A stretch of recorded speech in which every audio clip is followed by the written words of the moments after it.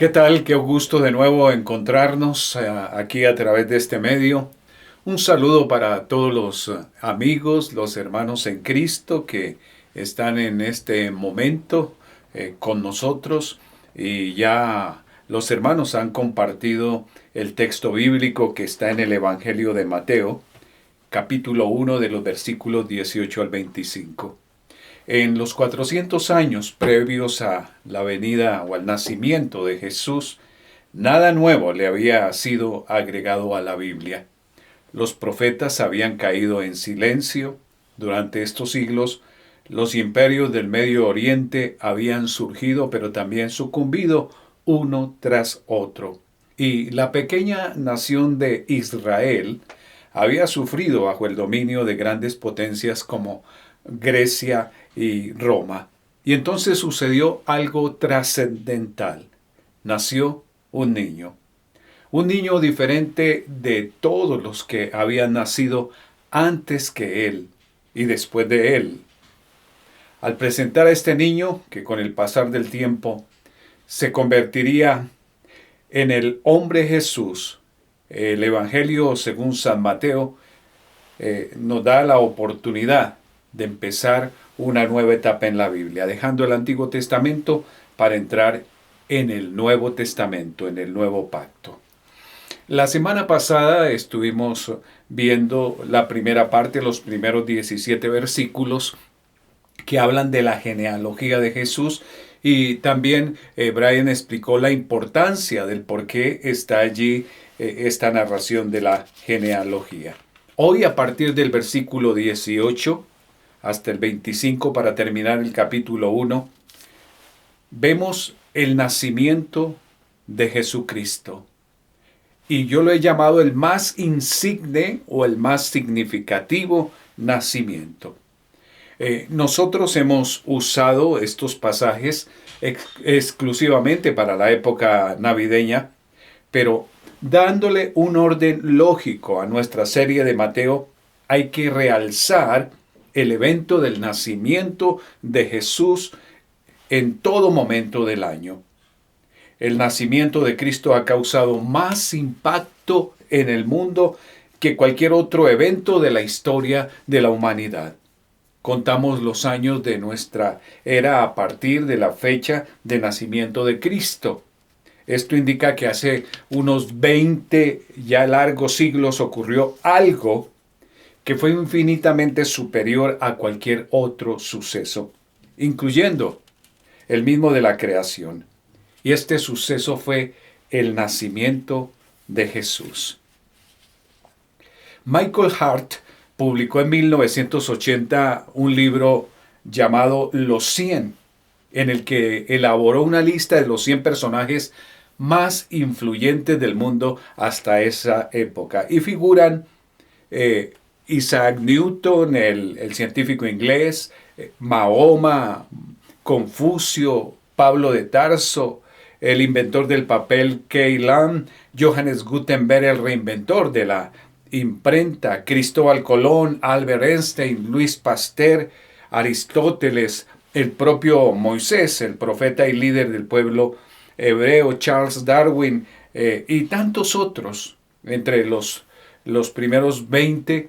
Y allí está un nombre, aunque lo pusieron en el tercer lugar en ese momento: Jesucristo, fundador del cristianismo. Así lo tiene.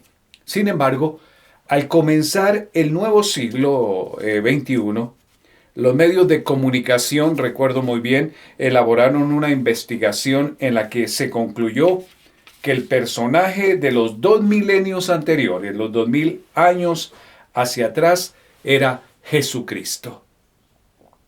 Jesucristo. El nacimiento y la vida de Jesucristo impactaron esos 2000 años. Fue lo que concluyeron los comunicadores. Y en el caso del texto que hemos leído del nacimiento de Jesús, que comienza Mateo narrándolo, el nacimiento de Jesucristo fue así. ¿Y qué fue lo que llevó a Mateo a iniciar su evangelio con el nacimiento de Jesús? Él, junto al otro narrador, Lucas, presentan como algo extraordinario el nacimiento de Jesucristo. ¿Por qué? Y me gustaría también reflexionar, ¿y qué si Jesús no hubiera venido? ¿Qué si Jesús no hubiera nacido? Imaginemos un poco, 2000 años sin Jesús. No existiría cristianismo, ¿verdad? Nosotros no estaríamos hablando de ese mensaje transformador y de esa vida tan extraordinaria que cambió el panorama de la humanidad y del ser humano llamado Jesucristo. Si Jesús no hubiera nacido, este mundo sería más desdichado de lo que es. En realidad, muchos de los hechos más nobles y amables de los seres humanos hallan su motivación en el amor a Jesucristo. Y algunos de nuestros más grandes logros tienen también su origen en el servicio rendido al humilde carpintero de Nazaret, pero al Hijo de Dios también. Jesús fue, es y siempre será único e inigualable. Muchos se contentan con reconocer que fue un buen maestro y reformador social. Jesús no fue un profeta más como aquellos que vinieron antes de él. Tampoco fue tan solo un gran orador, un motivador, un moralista. Él fue y es en esencia distinto. Jesús es tal como el Padre testificó cuando Juan lo estaba bautizando y como sucedió en el monte de la transfiguración. El Hijo amado de Dios. O como dice Juan 3:16, el unigénito Hijo de Dios. Y en su condición de Hijo de Dios, de acuerdo a lo que dice Hebreos 1:3, Él es el resplandor de su gloria y la expresión exacta de su naturaleza. Las cualidades de Jesús son inmejorables, insuperables. Así que Jesús supera a todos los demás mensajeros que Dios envió o que pudiera alguna vez haber enviado, ya que por su misma naturaleza eclipsa a todos los que aparecen. Jesús no solo es el mayor de los mensajeros. El mensaje que él anunció es el mayor y es el más importante que cualquier otro mensaje que jamás haya sido o pudiera ser proclamado. Después de todo, lo que los profetas predicaron es la palabra de Dios. Pero Jesús mismo es la palabra de Dios. En Juan 1 nos dice, Jesús mismo es el Verbo encarnado. Su mensaje trasciende al mensaje de todos los profetas en la Biblia, ya que al venir Jesús, se da cumplimiento a todas las promesas. El mismo Jesús es el cumplimiento. Y Mateo hace una interesante introducción a este magno suceso del nacimiento del personaje de los siglos y nos ubica en el origen y realza a las personas usadas por Dios para que esto fuese realidad. Mateo 1:18 dice, el nacimiento de Jesucristo fue así. Estando desposada María su madre con José, antes que se juntasen, se halló que había concebido del Espíritu Santo. Las normas judías de la época reconocían un estado civil llamado desposorio, que era como un paso intermedio entre el compromiso matrimonial de hoy y el matrimonio en sí. En esos días el desposorio era algo más obligatorio. Y aun cuando no tenían unión física, todavía solo podía romperse mediante un acta de divorcio. Esa era la condición en que estaban José y María en el momento que narra Mateo. Pero si una mujer quedaba embarazada, ella era considerada adúltera y podía morir apedreada. En el versículo 19 leemos, José, su marido, como era justo y no quería infamarla, quiso dejarla secretamente. José, un hombre justo. Siempre se ha hablado de José, el carpintero de Nazaret, el padre del Señor Jesucristo, como eso, como un hombre justo. Dice que no quería infamarla, quiso dejarla en secreto. Y pensando él en esto, he aquí un ángel del Señor le apareció en sueños y le dijo: José, hijo de David, no temas recibir a María tu mujer, porque lo que en ella es engendrado del Espíritu Santo es. Y dará a luz un hijo, y llamarás su nombre Jesús, porque él salvará a su pueblo de sus pecados. ¿Cuál sería la reacción de José cuando recibió toda esta revelación? Toda esta información, todo este mensaje de un ángel del cielo. Lo que al principio parecía un desastre vergonzoso y penoso para José, finalmente resultó siendo el evento más extraordinario de toda la historia, que cambió básicamente la historia de la humanidad. Y también José tuvo que cambiar su manera de pensar. Al principio José se guió por las apariencias, por lo que veía solamente.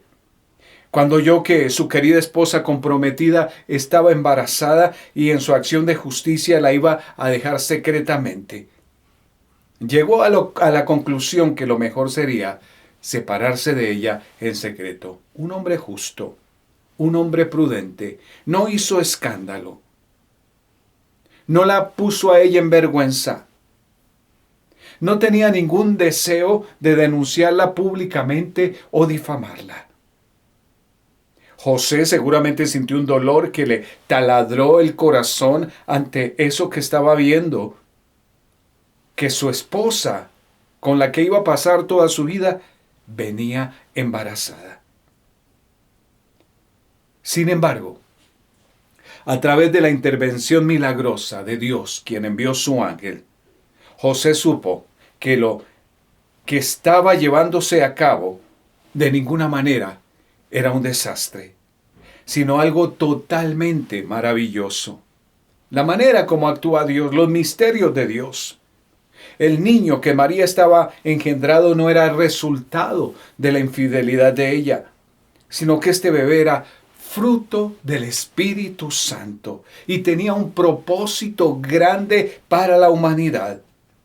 Así que, con sencillez, el ángel expresa el misterio de lo que llamamos la encarnación. Dios convertido en carne, en ser humano. Le dice: José, hijo de David, no temas recibir a María tu mujer, porque lo que en ella es engendrado del Espíritu Santo es. Un evento de gran magnitud estaba realizándose. La bendita Virgen María, aquella jovencita, llevaba no simplemente un bebé humano común y corriente, sino un niño único, el Hijo del Dios Altísimo, quien demostró su majestad aún desde su concepción. Luego, Isaías 7:14 es citado también en esta palabra de parte del ángel. Por tanto, el Señor mismo os dará señal. La Virgen concebirá y dará a luz un hijo y le pondrá por nombre Emmanuel. Imagínense la sorpresa de José cuando se dio cuenta que esta profecía iba a ser cumplida en su propia esposa, en María. Cambió absolutamente todo el panorama para él. Sin embargo, el ángel siguió dándole información a José. Le dijo que José, como padre, como jefe de la familia, debería llamar a ese niño Jesús, Emmanuel, Dios con nosotros, porque salvaría al pueblo de sus pecados. Quizá José no lo entendió totalmente. De todos modos, en obediencia a Dios, José hizo como el ángel del Señor le dijo. Versículo 24. Y despertando José del sueño, hizo como el ángel del Señor le había mandado y recibió a su mujer, pero no la conoció hasta que dio a luz a su hijo primogénito y le puso por nombre Jesús. José, además de ser un hombre justo, aparece como un hombre obediente. Cuando el ángel informó a José del embarazo de María, dice que él recibió a su mujer. Lucas lo dice así, es decir, le permitió vivir con él en su propia casa. No obstante, ellos se abstuvieron de consumar su matrimonio hasta después del nacimiento de Jesús. Por lo tanto, en el sentido técnico de la palabra, ellos seguían desposados. Así que recordemos, José no fue solo un hombre justo, sino también obediente a la palabra del ángel de Dios. Y además fue respetuoso, cuidadoso con María.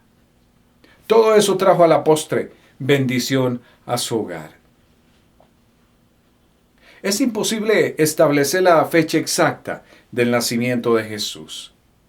Quizás es algo que muchos hoy en día tienen para discutir, para formar polémica. Jesús no nació un 24 o 25 de diciembre. Jesús nació unos años después, unos años antes. No nos vamos a enfrascar en esto, pues es imposible establecer la fecha exacta del nacimiento de Jesús. De estos sucesos que estamos compartiendo del Evangelio de Mateo capítulo 1. Sin embargo, en la literatura que hay al respecto, concluimos que Jesús nació hasta 7 años antes de la era cristiana. Y hay dos hechos importantes que lo comprueban. Y a medida que avancemos en estos primeros capítulos del Evangelio de Mateo, vamos a encontrar la narración acerca de esa fecha o ese momento tan especial del nacimiento de Jesús, el Hijo de Dios. Hay dos hechos importantes que lo comprueban. Primero, la Biblia declara que Cristo nació en días del rey Herodes, lo dice más adelante en Mateo 2.1. Y de acuerdo a varias fuentes del historiador Josefo, el rey Herodes murió 4 años antes de la era cristiana. Lo segundo es que el censo se dio mientras Ireneo era gobernador de Siria, que lo narra Lucas capítulo 2, versículo 2. Los descubrimientos arqueológicos que se han hecho en lo que era considerado el Asia Menor indican que Cirenio fue gobernador durante 7 o 10 años antes de la era cristiana y gobernó unos 6 años más después. Una vez que hemos establecido esto de la posible fecha, recordemos lo que hacemos en la Navidad. Recordemos el pesebre. Recordemos Belén. Recordemos los personajes que nos ubican cada Navidad allí. Es la escena del advenimiento, que significa llegada o aparición. Cuando Jesús nació, solo estuvieron presentes un hombre, José, y la joven María. No aparecía nadie más, de acuerdo a la narración bíblica. Los pastores sí estuvieron presentes luego que los ángeles le dieron la noticia del nacimiento del Salvador con todos los detalles que conocemos.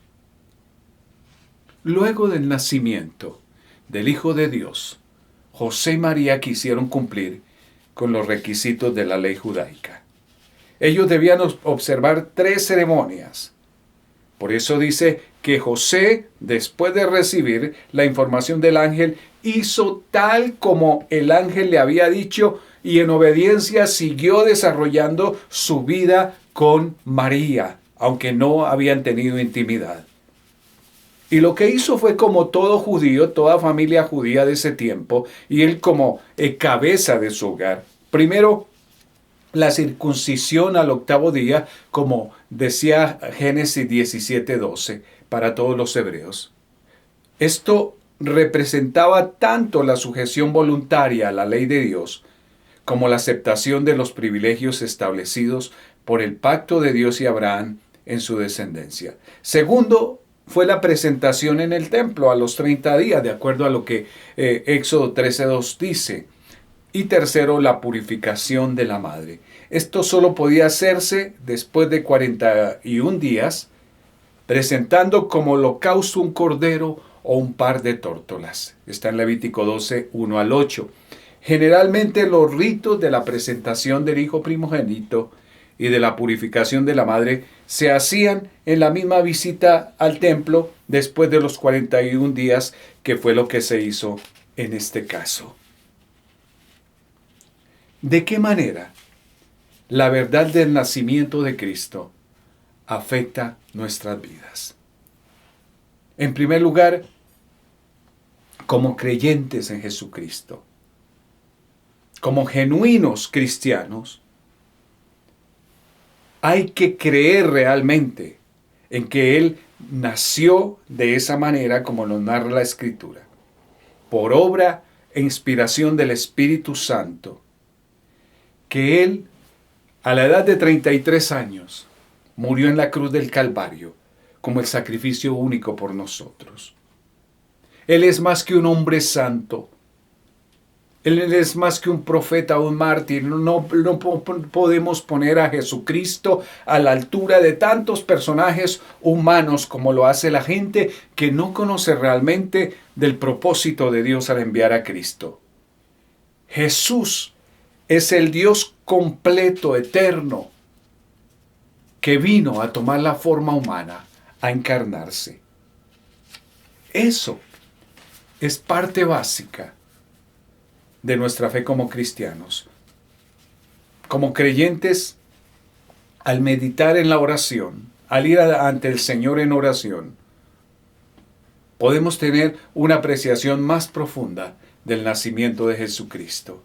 Por eso es importante cuando venimos a la palabra del Señor, pedirle al Espíritu Santo que nos hable. Hoy nos está hablando a través de Mateo. Aunque Mateo comienza de una manera sencilla a narrar diciendo el nacimiento de Jesucristo fue así, allí está concebido en pocos versículos el plan de Dios, desde el nacimiento hasta la muerte de Jesucristo y su resurrección.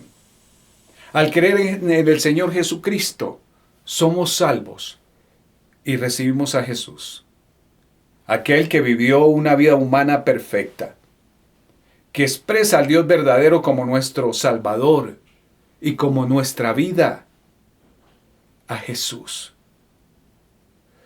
El nacimiento de Jesús es algo misterioso, ¿verdad? Pero me gustaría que cerremos yendo a la manera como el apóstol Pablo lo expresa en Filipenses capítulo 2, versículos 5 al 11, cuando dice: haya pues en vosotros este sentir que hubo también en Cristo Jesús, el cual siendo en forma de Dios, no estimó el ser igual a Dios como cosa a que aferrarse, sino que se despojó a sí mismo, tomando forma de siervo, hecho semejante a los hombres, y estando en la condición de hombre se humilló a sí mismo, haciéndose obediente hasta la muerte y muerte de cruz. Por lo cual Dios también le exaltó hasta lo sumo, y le dio un nombre que es sobre todo nombre, para que en el nombre de Jesús se doble toda rodilla de los que están en los cielos y en la tierra y debajo de la tierra, y toda lengua confiese que Jesucristo es el Señor, para gloria de Dios Padre. Podemos acercarnos a Jesús confiadamente.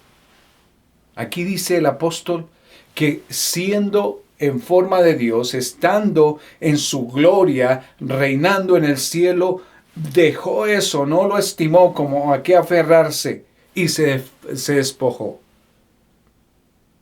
tomando la forma de siervo, de hombre, naciendo de manera humilde en un pesebre semejante a nosotros. Y la palabra dice que por eso Él nos entiende, porque Él como humano pasó por todas las circunstancias difíciles que nosotros podemos pasar.